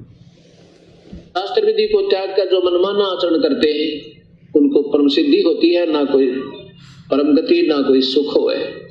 शास्त्र विधि को त्याग कर जो मनमाना आचरण करते हैं, शास्त्र विधि क्या? जगत के हिसाब से वेद, गीता, कुरान, पुराण, इन शास्त्रों में जो परमात्मा प्राप्ति की विधि है उसको छोड़कर जो मनमाना पूजा पाठ करते हैं उनको ना कोई सिद्धि हो सकती। सिद्धि यानी उनकी भक्ति कभी सिद्ध नहीं हो सकती, उनके कार्य कभी सिद्ध नहीं हो सकते, ना उनको सुख हो सकता, अर्थात 84 लाख योनियों का झंझट नहीं मिटेगा। और भक्ति मार्ग में शास्त्र विधि को त्यागना क्या है? भक्ति मार्ग में शास्त्र हैं, गुरुदेव के सत्संग, गुरुदेव की पुस्तकें। तो गुरुदेव के विधान को त्याग कर, गुरुदेव की पुस्तकों में लिखे वचनों को त्याग कर, गुरुदेव के सत्संग रूपी आदेशों को त्याग कर, और ये मनमाना आचरण जो गुरुदेव का परिवार करवा रहा है, कोऑर्डिनेटर करवा रहे हैं, इनके कहे अनुसार करना, ये शास्त्र विधि को त्याग के मनमाना आचरण है। ये भक्ति सिद्ध नहीं होगी भक्तों की, कितनी कोशिश कर लो। अब ये पितरों की पूजा, श्राद्ध निकालना कहां से प्रारंभ हुआ? इन पितरों के संकेत पितरों के, ये श्राद्ध निकालना, ये पितरों की पूजा करना कहां से शुरू हुआ? इन पितरों के संकेत से। इन पितरों ने किसी किसी में प्रवेश करके कि मेरे श्राद्ध निकालो, ये करो, वो करो। जैसे रुचि ऋषि को उसके पूर्वजों ने जो पितर बने हुए थे उन्होंने दर्शन दे दिए और वेदों के अनुसार साधना कर रही उस आत्मा को भ्रमित करवा दिया, वापस उसको कर्मकांड में लगवा दिया, श्राद्ध निकलवा दिए। इसी प्रकार ये पितर हैं, ये सतलोक आश्रम वाले, गुरु जी के परिवार वाले, कोऑर्डिनेटर, ये हम भक्तों के लिए ये पितर हैं, ये पितर। और ये पितर अपना मनमाना आचरण हमसे करवा रहे हैं। और क्या होगा फिर, इसका नतीजा क्या निकलेगा अंत में? या किसी ऋषि आदि के कहने तक हमने वो शुरू कर दिए, जबकि भगवान का आदेश नहीं है। जैसे किसी व्यक्ति का, गांव में एक व्यक्ति का दोस्त एसएचओ था, थानेदार, और उस व्यक्ति ने अपने दोस्त से कहा कि मेरा एक पड़ोसी है, मुझे बहुत तंग कर रहा है, नाक में दम कर रखा है उसने, रोज परेशान करता है, शराब पी कर गाली देता है, कभी कुछ करता है, तो क्या इलाज करूं? एसएचओ बोला कि मार लठ सिर में, माफ देख लूंगा। बोला 2 मार लठ उसके, माफ देख लूंगा। अब थानेदार की पाक ठाड, एसएचओ का पाक सहारा, उसने जाकर अपने पड़ोसी का लठ मारा, मारते मर गया। तो वो एक दोस्त थानेदार उसका हथकड़ी लगा के लाया, अंदर कर दिया, ठाके फांसी टूट गया। ये आदेश किसका था? एक व्यक्ति विशेष का। ये आदेश किसका था? एक व्यक्ति विशेष का। इसी प्रकार वर्तमान में जो कुकर्म संगत से करवाए जा रहे हैं, ये आदेश हैं किसके? ये व्यक्ति विशेष के आदेश हैं, इन कोऑर्डिनेटरों के आदेश हैं, गुरुजी के कलयुगी परिवार के आदेश हैं। और व्यक्ति विशेष के आदेश गुरुदेव भगवान कह रहे हैं हमने किसी भी कीमत पर नहीं मानने, वो चाहे कितनी भी अटकलबाजी क्यों ना लगाओ। एक व्यक्ति विशेष का आदेश था, लेकिन राजा का आदेश नहीं था। हमने राजा का आदेश मानना है, किसी व्यक्ति विशेष का आदेश यानी किसी अधिकारी विशेष का हमने आदेश नहीं मानना। अगर वो संविधान के विरुद्ध है तो चाहे वो कुछ भी सिर पटके, तो चाहे वो कुछ भी सिर पटके, अगर संविधान के विपरीत वो आदेश है तो हमने नहीं मानना। तो धनाना गांव में जब ये बैडमिंटन का स्टेडियम बनाया जा रहा था, इस नादान संगत ने इन सत्संगों को आधार बनाना चाहिए था कि गुरुदेव भगवान अर्थात राजा के आदेश में, भगवान के संविधान में तो ये स्टेडियम बनाना नहीं है। मोबाइल में गेम भी देखना मना है, खेलना भी मना है, लेकिन इन्होंने विचार नहीं किया और एक व्यक्ति विशेष के आदेश को मान लिया और बढ़ चढ़ के पैसा दिया, उसमें मजदूरी करी। आनंदपाल सिंह राजस्थान का गैंगस्टर जो पुलिस एनकाउंटर में मारा गया, उसकी सीबीआई जांच का समर्थन करवाने के लिए सतलोक आश्रम वालों ने राजस्थान की संगत को राजस्थान के अजमेर में और हरियाणा की संगत को हरियाणा के भिवानी में राजपूत करणी सेना की रैली में बैठा दिया। उस रैली में जाने वाले नादान भक्तों ने विचार करना चाहिए था कि ये गुरुदेव भगवान के आदेश नहीं है, ये राजा के आदेश नहीं है, गुरुदेव के भक्ति संविधान में ये पाखंड नहीं है। संतों का और गुंडों का क्या मेल? संत गैंगस्टरों का समर्थन करेंगे क्या? आम समाज का आदमी भी ऐसी गलती नहीं करता। और संत रामपाल जी के भगत होकर हम गुंडों की सीबीआई जांच के समर्थन में जाकर बैठ गए। क्या मुंह दिखाएंगे हम कल को अपने गुरुदेव भगवान को? क्या सीखा हमने? क्या हमने सत्संग सुने? तो हमने व्यक्ति विशेष के आदेशों को माना, सतगुरु रामपाल जी भगवान के विधान के विपरीत जाकर सजा के पात्र हैं। ये गलतियां तो हो चुकी हैं, इनकी सजा तो मिलेगी मिलेगी। ये परमात्मा पक्षपात नहीं करता, निष्पक्ष होकर न्याय करता समय आने पर। राम किसी को मारे नहीं, मारे तो हत्यारा राम अपने आप ही मर जाएंगे कर कर खोटे काम। समय आने पर देखना भाई और बहनों, आज हमारे को चाहिए कितने बड़े बड़े भगत दिखाई दे रहे हैं, कितने बड़े बड़े राजनेताओं से इनके संपर्क दिखाई दे रहे हैं। जगत वालों पर लाखों करोड़ों रुपया संगत का 1 घंटे में उड़ा देते हैं ये लोग। आज हमें पैसे वाले दिखाई दे रहे हैं। ये चमक दमक समाप्त होते टाइम नहीं लगता जब इनके पाप का घड़ा भरेगा, क्योंकि मर्यादा तो टूटी हुई है, गुरु तो नाराज है। ये समझ नहीं पा रहे, गुरु को मानुष मानकर और सोच रहे बस बस हम तो जो भी आदेश लेते हैं गुरु जी खुशी खुशी दे देते हैं। अरे परीक्षा चल रही है, इस परीक्षा के समय में बच्चा पूछेगा कि मेरे बाप का नाम रामलाल की जगह श्यामलाल लिख दूं क्या? तो गुरु ये कहेगा बेटा लिख दे। इस समय तो संगत ने बुद्धि विवेक का इस्तेमाल करना चाहिए था, लेकिन संगत तो अपनी नैया डुबो चुकी है। अब तो भाई परिणाम शेष है, 90% परीक्षा समाप्त हो चुकी है। अब तुम चाकर भी भगत बनना चाहोगे तो भी नहीं बन पाओगे। चाकर भी तुम इतना पीछे जा चुके हो, इतना पीछे। तो गुरुदेव भगवान कह रहे हैं किसी व्यक्ति विशेष के आदेश नहीं मानने, चाहे कितना सिर पटका है। मां भी देख लूंगा। अब थानेदार की पाक है ठाड, SHO का पाक है सहारा, उसने जाकर अपने पड़ोसी का लठ मारा, उमारते मर गया। तो वो एक दोस्त थानेदार उसका हथकड़ी लगा के लाया, अंदर कर दिया, ठाके फांसी टूट गया। ये आदेश किसका था? एक व्यक्ति विशेष का, एक व्यक्ति विशेष का आदेश था, लेकिन राजा का आदेश नहीं था। हमने राजा का आदेश मानना है, किसी व्यक्ति विशेष का आदेश यानी किसी अधिकारी विशेष का हमने आदेश नहीं मानना। अगर वो संविधान के विरुद्ध है तो चाहे वो कुछ भी सर पटके। तो उस इसी प्रकार जैसे ही दास आपको दिखाएगा एक मार्कंडेय पुराण, किसी व्यक्ति विशेष का आदेश नहीं मानना, अगर वो राजा के विधान के खिलाफ है तो चाहे कितना ही सिर पटके।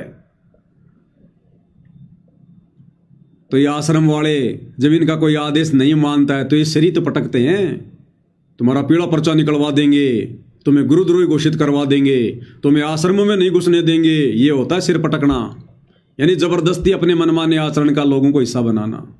तो गुरुदेव कह रहे हैं वो चाहे कितना सिर पटका है, अगर तुम्हारे गुरु के विधान के खिलाफ वो कार्य है, तुमने सहयोग नहीं करना, चाहे कोई जी भी हो। गुरु के अलावा सब व्यक्ति विशेष हैं, व्यक्ति विशेष। तो हम सत्सेवक भाई बहन जीत में रहे, जीत में। और ये सारा का सारा श्रेय पूज्य गुरुदेव भगवान को है, जिन्होंने हमें सद्बुद्धि बख्शी, जिन्होंने हमें सद्बुद्धि बख्शी। क्योंकि हमने गुरु के सत्संगों को भगवान माना, गुरु की गैर हाजिरी में गुरु जी की पुस्तकों को हमने भगवान माना, उन पुस्तकों में लिखे आदेशों को हमने सर्वोपरि माना, सत्संगों में दिए गए आदेशों को हमने सर्वप्रथम माना। किसी व्यक्ति विशेष के आदेश नहीं माने हमने। भले हमारे को गालियां खानी पड़ी, धमकियां सहन करनी पड़ी, मुकदमे सहन करने पड़े, जेल जाना पड़ा, मार पिटाई खानी पड़ी, लेकिन हमने व्यक्ति विशेष के आदेशों को स्वीकार नहीं किया। और इसका नतीजा आज गुरुदेव भगवान ने हमें भक्ति की ऊंचाइयों पर बैठा रखा है। एक सत्संग में क्या कह रहे हैं गुरुदेव भगवान? भगवान भी यही बताने आए थे। उस भगवान के द्वारा बताए गए उस सारे अध्यात्म ज्ञान को इस दास के ऊपर रजा हुई। ये सत्संग सुनाए, सदग्रंथों से वो प्रमाण निकाले और वो आप तक पहुंचा दिए। तो वो भगवान ही समझो, वह पुस्तक आपके पास उस मालिक का संदेश है। वो पुस्तक क्या है? वो पुस्तक भगवान ही समझो, उस मालिक का आदेश ही समझो। वो पुस्तक जो आपके पास है, जो ज्ञान गंगा पुस्तक हमारे पास में है, जो जीने की राह पुस्तक हमारे पास में है, जो गुरुदेव भगवान के सत्संग हमारे पास में हैं, गुरुदेव कह रहे वो भगवान ही समझो, वो भगवान के आदेश ही समझो जो तुम्हारे पास में पुस्तकें हैं, जिनमें 30 साल से भगवान ने दुनिया से दुश्मनी मोल लेकर लोगों की गालियां खा खा के, जेल जा जा के, और गुरुदेव ने हमारे लिए उसमें आदेश लिखे हैं। तो गुरुदेव कह रहे हैं वो पुस्तक भगवान ही है, वो पुस्तक आदेश ही है। ध्यान से सुन लो। वही ये सत्संग सुनाए, सदग्रंथों से वो प्रमाण निकाले और वो आप तक पहुंचा दिए। तो वो भगवान ही समझो, वह पुस्तक आपके पास उस मालिक का संदेश है। भगवान ही समझो, पुस्तक उस मालिक का आदेश है वो। तो हमने क्या भगवान के आदेश माने? हमने क्या, हमने सत्संग सुने? क्या हमने पुस्तकें पढ़ी? फिर गुरुदेव कह रहे हैं उन पुस्तकों को ही भगवान मानो, भगवान का आदेश है वो पुस्तकें। कल को गुरुदेव भगवान नहीं रहेंगे तब भी इन पुस्तकों में लिखे आदेश को ही दुनिया मानेगी, इन सत्संगों के आदेशों पर ही दुनिया चलेगी। फिर शतलोक जाकर कौन प्रार्थना लगाएगा गांव वालों की, जब यहां पर बाढ़ आएगी कि गुरुजी गांव वालों का पानी निकाल दे क्या? तब कौन जाएगा शतलोक? 1.5 घंटे में कैसे आदेश आएगा? तो भाई और बहनों, आप और हमने ज्ञान को आधार बनाया, पुस्तकों को अपना गुरु बनाया, अपना भगवान बनाया। इन पुस्तकों में, सत्संगों में छुपे आदेशों को, गुरुदेव की मर्यादाओं को हमने सर्वोपरि माना। इसलिए आज गुरुदेव भगवान हम सत्सेवकों को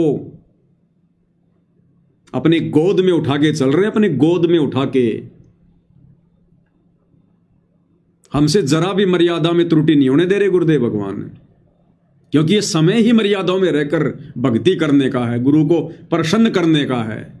और काल तो भाई बकवाद करवाएगा, वो तो बराबर की शक्ति है, अपने स्तर पर वो भी बराबर की शक्ति है, बराबर का जोर लगा रहा है, वो दिखाई नहीं दे रहा, लेकिन भगवान से भी ज्यादा प्रयास वो कर रहा है, भगवान से भी ज्यादा चिंता उस काल को है। तो वो कैसे भक्ति करने देगा भाई?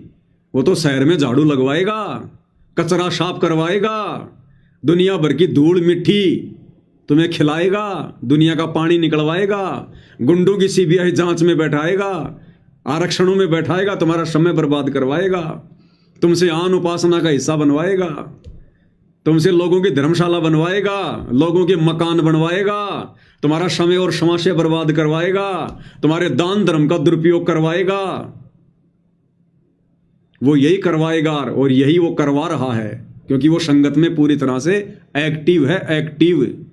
वो सबके सामने प्रकट नहीं होता, वो अपना कार्य दूसरे में गुप्त प्रेरणा करके, कुप्रेरणा करके करवाता है। जैसे वर्तमान में इन आश्रम वालों में कुप्रेरणा करके, कोऑर्डिनेटरों में कुप्रेरणा करके, गुरुदेव के कलयुगी परिवार में कुप्रेरणा करके भली भांति अपना काम निकाल रहा है। और संगत बिल्कुल बेखबर है, पता भी नहीं संगत को क्या हो रहा है, हम किस दिशा में जा रहे हैं। तो भाई और बहनों, गुरुदेव भगवान ने आप और हमें जो सद्बुद्धि बख्शी है, जो मेहर आप और हमारे ऊपर बख्शी है, हमारी ज्ञान वाली आंखें खोल रखी हैं, इसके लिए भाई और बहनों हम गुरुदेव भगवान का जितना धन्यवाद करें उतना कम है, जितना धन्यवाद करें उतना कम। तो भाई और बहनों, हम हर स्थिति में गुरुदेव भगवान के ज्ञान को ही आधार बनाकर आगे बढ़े, तभी हमारा हित है, तभी हमारा भला है। क्योंकि परमेश्वर ने तो हमें चुन लिया है। अब चुनी हुई आत्माओं की ट्रेनिंग चल रही है। इस ट्रेनिंग में हमने बिल्कुल भी डगमग नहीं होना है। चाहे कोई भगत साथ संगति में आओ, चाहे कोई भगत साथ संगति में जाओ, हमने अब जो भी निर्णय करना है गुरुदेव के ज्ञान को आधार बनाकर करना है। अब ये देखा देखी का निर्णय नहीं चलेगा। अगर किसी ने देखा देखी करी, उनकी भी वही दुर्गति होगी, फिर जो दुर्गति इन आश्रमों से जुड़ी संगत की हो रही है। तो भाई और बहनों, आज की साथ संगति में केवल इतना ही। पूज्य गुरुदेव भगवान हम सभी को सद्बुद्धि प्रदान करें, हमारा मार्गदर्शन करें, हमें आशीर्वाद प्रदान करें। इसी के साथ साथ संगति को विराम देते हैं। बंदी छोड़ सतगुरु रामपाल जी परमेश्वर जी की जय हो।